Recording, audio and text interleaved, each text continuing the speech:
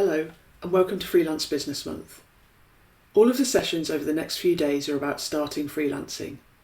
And today we're going to spend some time thinking about how personal development plans and reflective routines can help to ease the transition from employee to independent worker. My aim for this session is to address the key personal challenges of getting started as a freelancer. Identify and let go of the old ways of working that no longer serve you.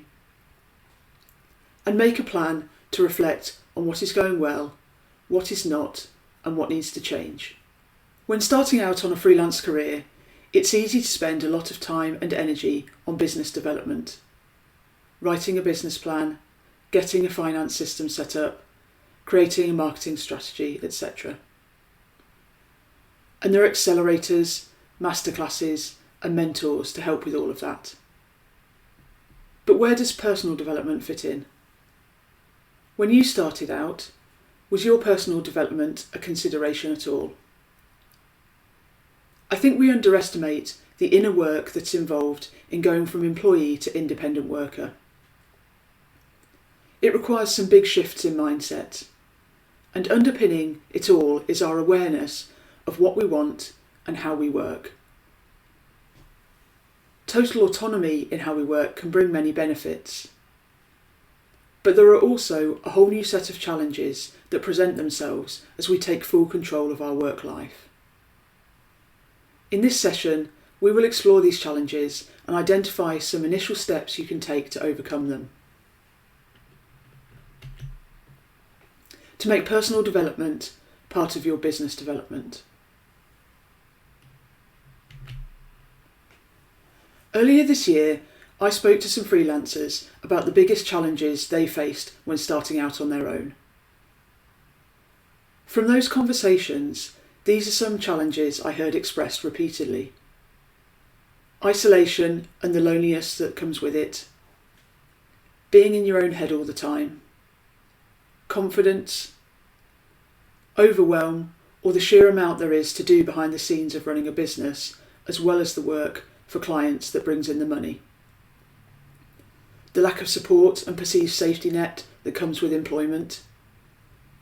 The lack of validation and encouragement from others.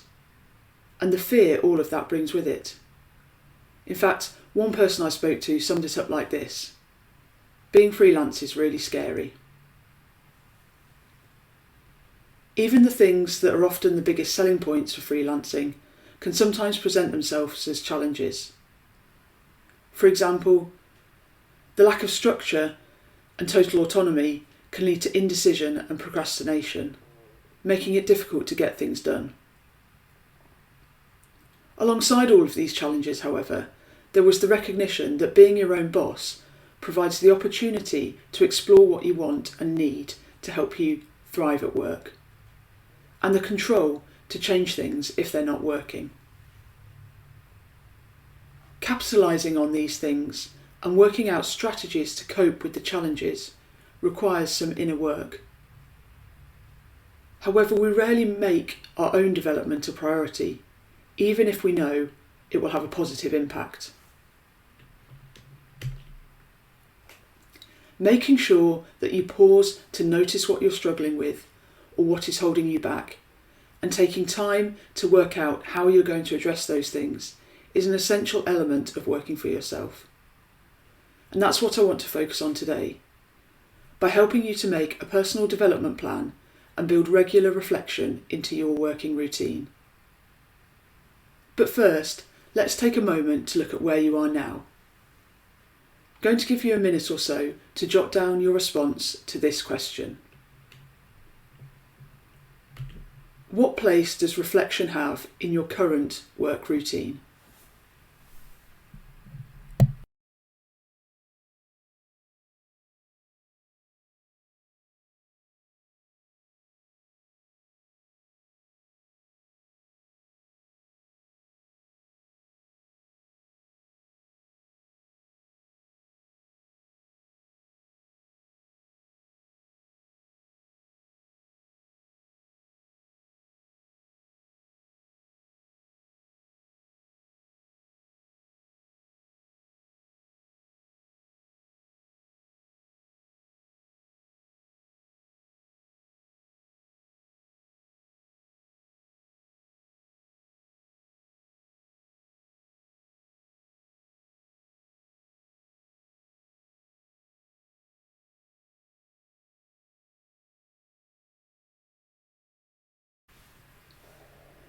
Based on the challenges that surfaced in my conversations with freelancers, I've identified 5 foundational areas your development plan could focus on.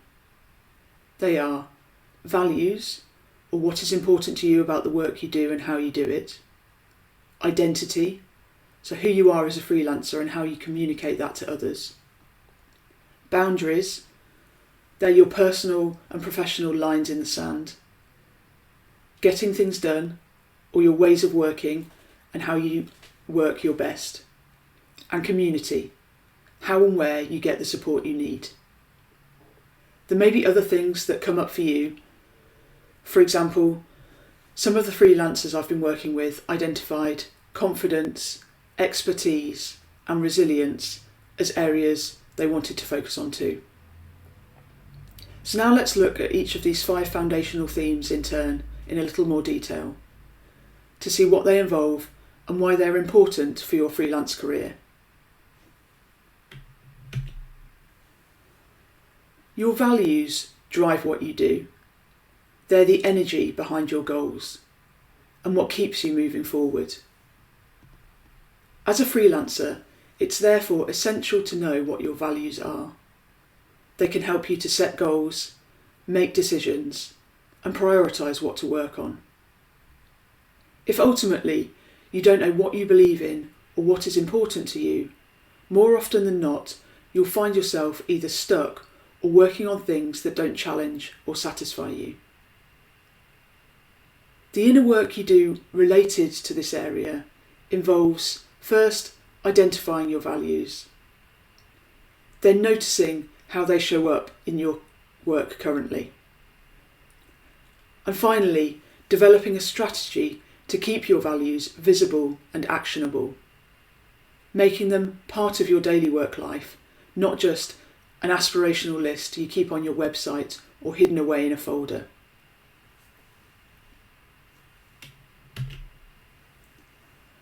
When it comes to thinking about identity, consider who you are as a freelancer.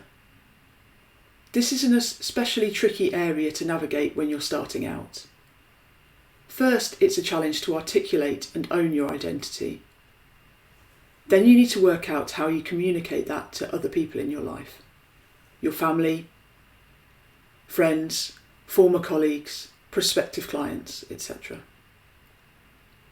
And let's not forget the work that is involved in letting go of all the historic labels that you no longer identify with. A good place to start in this area is to think about what words you use to describe yourself, and then what words other people use to describe you. Once you've got that list, you can ask yourself whether they're still relevant and whether they're helpful. And if not, what do you want to replace them with?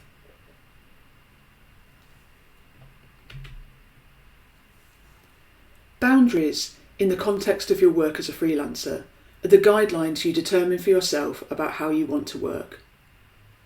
They're important for how you manage your relationship with others and communicate what is and isn't acceptable.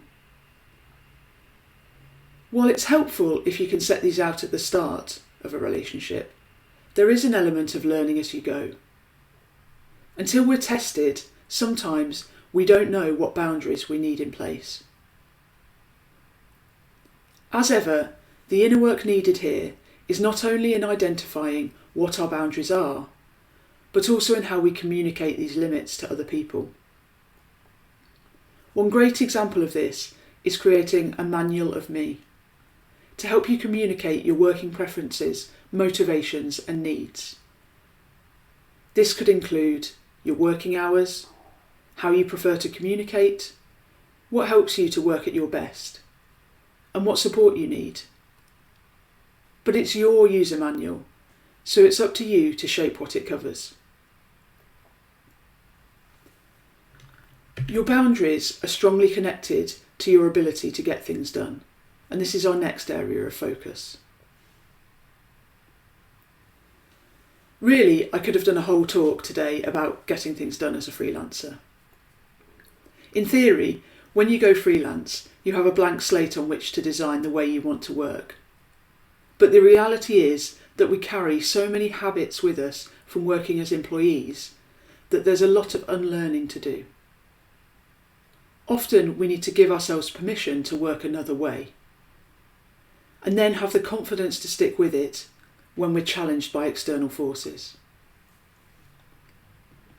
Working out how you work best takes a lot of self-awareness and a lot of trial and error. There's no quick fix or silver bullet to maximise your productivity. It's deeply personal.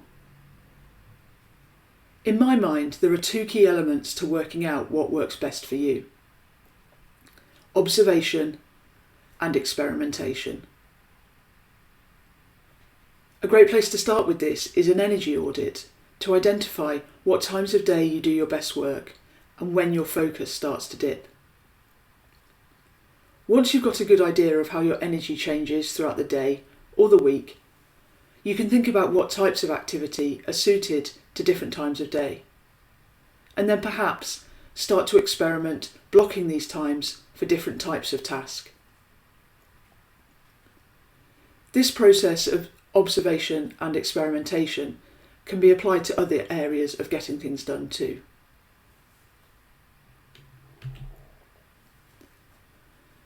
The last area I want to introduce in this section is community. Whether you realised it or not, your employer, workplace and colleagues provided you with a support network. As a freelancer, you need to find or create a network or support structure for yourself.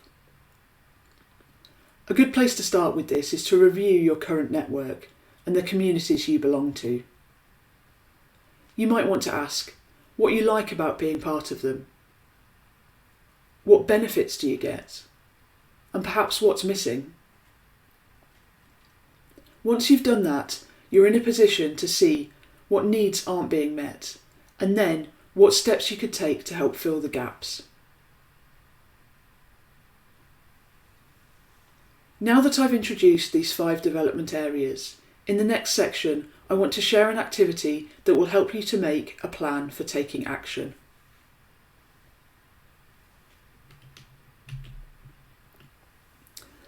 Over the summer, I've been working with a small group of newish freelancers, using the themes I've just introduced as a guide for their development. Today I want to share an activity I used with them to help get you started with your own personal development plan. This plan will help you to assess where you are now, identify where you want to be, and finally connect the dots to get you there. For this activity, you'll work with a sliding scale for each area of focus. The idea is to give each area a rating from 1 to 10. Now, sometimes giving numbers to how you're feeling can seem arbitrary, like you're plucking something from thin air. So you may want to apply some descriptors or emojis to help guide you. For example, you can see here I've divided my scale using labels, starting with awful at the bottom, moving through not bad, pretty good, great, and then finally amazing. But be sure to choose labels that are meaningful to you. The first step of the activity is to shade or mark on the scale where you feel you currently sit in relation to each of the 5 areas. And after you've reflected on where you are now, it's time to look forward. For the next step, there are 2 key questions to ask yourself for each area. What would need to be different to move you to the next level? And then what action or actions can you take to start moving you in that direction? I've created a worksheet for this activity that's available to download from the event platform. It's got space for you to add any other areas you've identified for your own development too. This activity is one you can come back to and repeat regularly to see how things are progressing. But I rarely see freelancers making their own development a priority. At best, this kind of reflection is an annual activity, and that can make it seem like a monumental task. By contrast, if you make time for reflection in your weekly or monthly routine, it can be a much less time and energy consuming activity. And the more you do it, the more you reap the benefits in the longer term.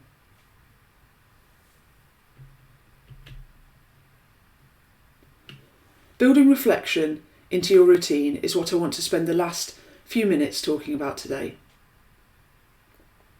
I'm conscious, though, that while reflection is a fairly ubiquitous term, what we really mean when we say it may not always be clear. So let's begin by thinking about defining it. For me, reflection is essentially a learning tool. And in this context, the dictionary defines it as serious thought or consideration. The outcome of that thought process is an understanding of our experiences and what we can learn from them. So when I talk about reflective routines, what I mean is creating space to learn about ourselves, about our thoughts, our feelings, and our actions. For most of us, reflection isn't something we typically have time for on a day-to-day basis. It's one more commitment in our already overfilled schedules. So what I want to explore and present an argument for is the value of finding time for regular reflection. I often work with freelancers who tell me they feel unfocused or unmotivated, torn by too many ideas, uncertain or overwhelmed. Do any of those scenarios sound familiar to you? I certainly encountered all of them during the course of my freelance career so far. The good news is that reflection can offer an antidote to all of them. It helps us to slow down, gain clarity and perspective, identify our priorities, make decisions, learn from our mistakes, and celebrate successes. With regular reflection, over time we can spot patterns, learn about our warning signs, and acknowledge when we need to do something different. Now that we've looked at the what and why of reflection, let's move on to consider how you might go about it. There are many models for reflection that have a basis in adult learning theory, and they all follow a similar pattern, first of observing what happened and what thoughts or feelings it prompted, then analysing what you can learn from it and apply in the future. The simplest of these takes the following format: what, so what, now what. Let me show you how that can be turned into a reflective routine by describing the approach we use in the accountability groups I run. We bookend our weeks with 2 sessions.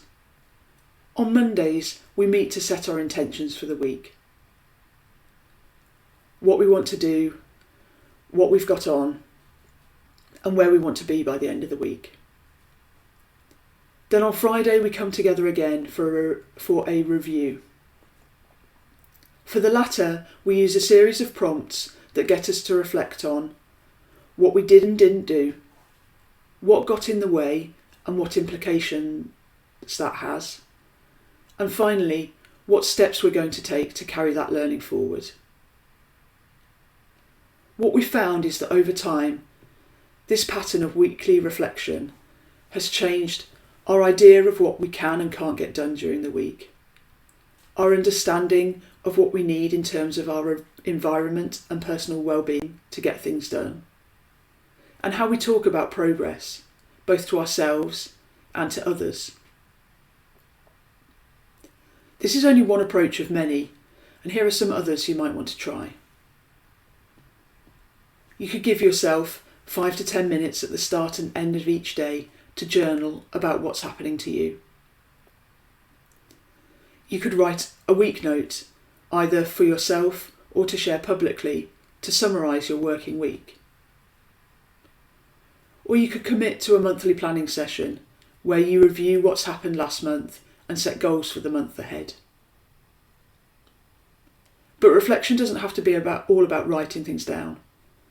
You could also try using an app or recording audio to check in with yourself and capture what's going on.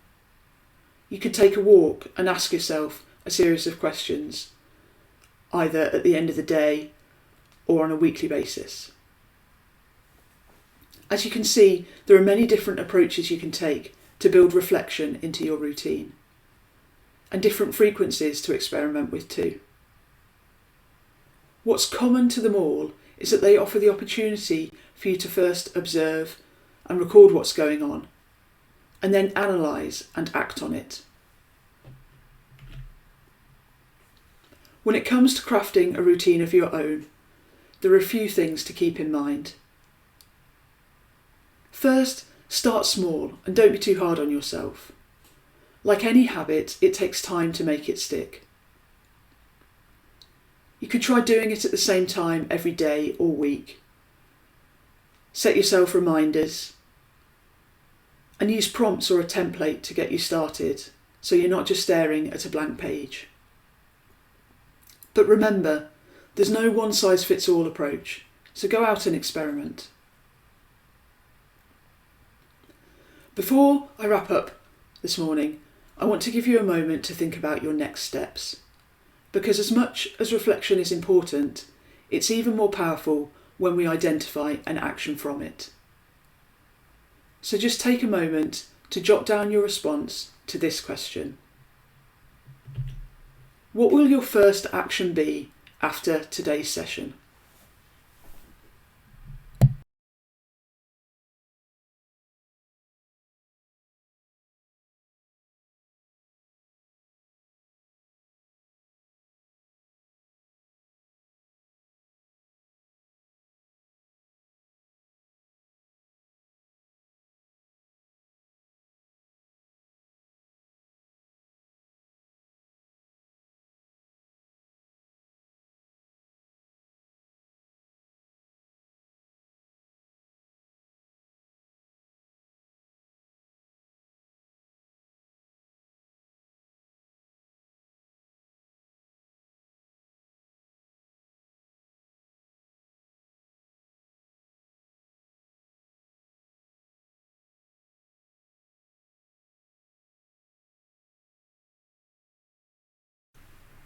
Thank you for joining me this morning and being part of Freelance Business Month. It would be great to connect with you and keep in touch after the event. You can find me on Twitter, Instagram and LinkedIn, and also on the event platform itself. I hope you enjoy the rest of the sessions you attend. Bye for now.